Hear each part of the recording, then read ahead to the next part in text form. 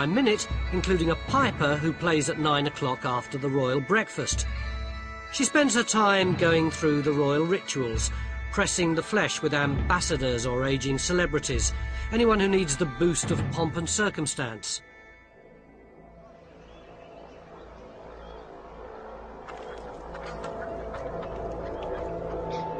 Michael's day begins at 7:30, when he sets out on a half-hour drive to work.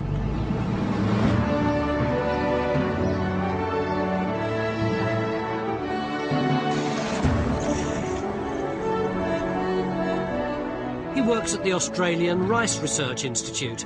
It's an enormous farm where Michael and two mates are engaged on an ongoing quest to find a sort of rice suitable for the parched landscape to feed Australia and Southeast Asia.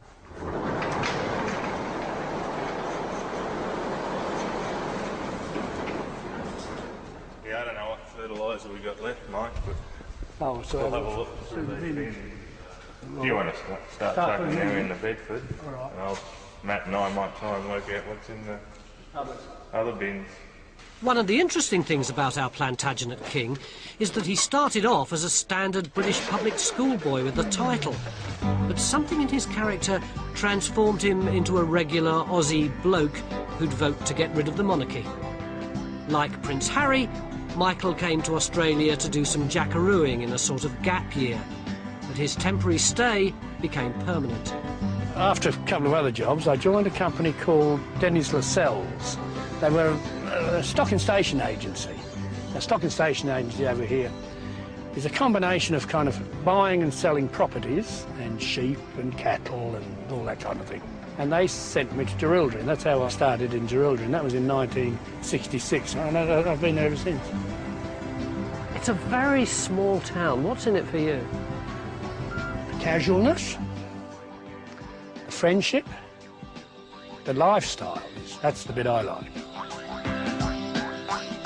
After only a couple of days in the bush, I could see what attracted our real king to the tough but uncomplicated Australian lifestyle. I think I'd kick if you did that to me.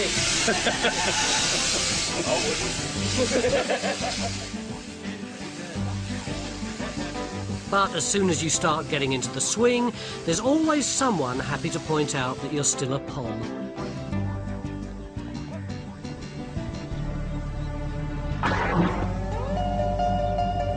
Years on, I'm still a pom, or that pommy bastard, you know, one or the other. Yeah. Oh yes, well that's typical Australian, mate. Oh yes.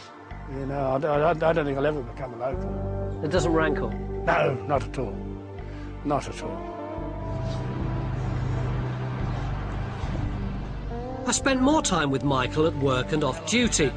He showed me the sights of Geraldine. To be frank, I'm a city person. I'd have gone mad here after more than a week. But at the same time, I envied him. Compared with the dysfunctional Windsors, our Plantagenet monarch lives right at the heart of a close-knit family and community. Yeah, Tash! Tash!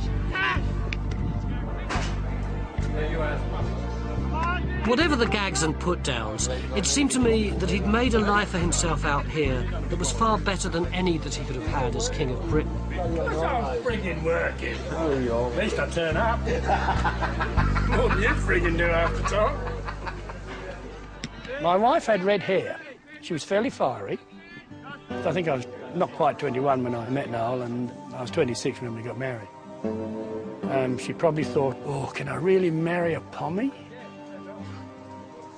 What do you think Nolene, an all-Australian girl, would have said if she'd known that she was really the Queen of England? I think she would have probably said, get me another stubby, Michael. I think I'm going to need it. If the Queen abdicated, if she said, I've had enough of it, would you go back? Probably not. Probably not. And I couldn't blame him. But I still wondered what Britain would have been like if our alternative history had happened. We wouldn't have had Henry VIII, so Britain might still be a Catholic country like Ireland. And Britain was only formed because James VI of Scotland became James I of England as well. So there'd be an independent Scotland with its own king.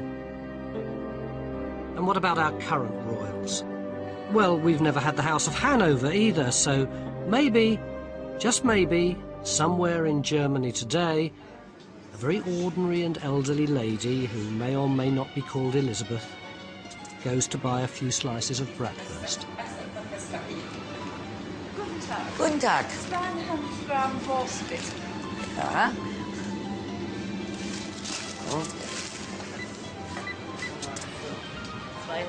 Danke schön. Danke. Danke. Wiedersehen.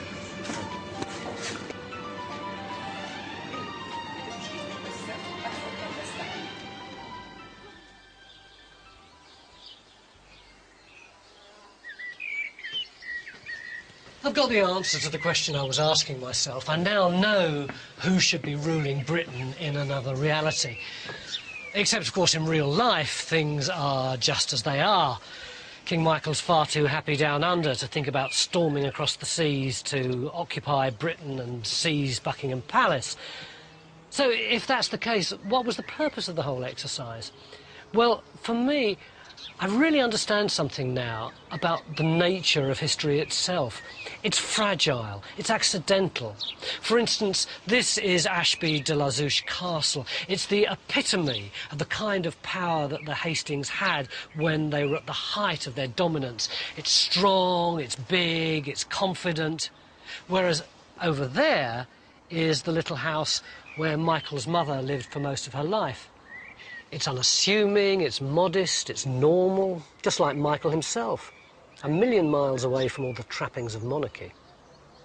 Which reminds me of the medieval notion of the Wheel of Fortune, where some people rise up while others are cast down below. And that makes me think of the whole career path of the Plantagenet family. What would have happened if people had cottoned on to the fact that Edward was a bastard much earlier, or if Henry Hastings' horse had come in first, not second? We tend to think nowadays of the monarchy as such a solid institution, whereas in fact wealth and privilege and power and status just hang by a thread. There's no such thing as the divine right of kings.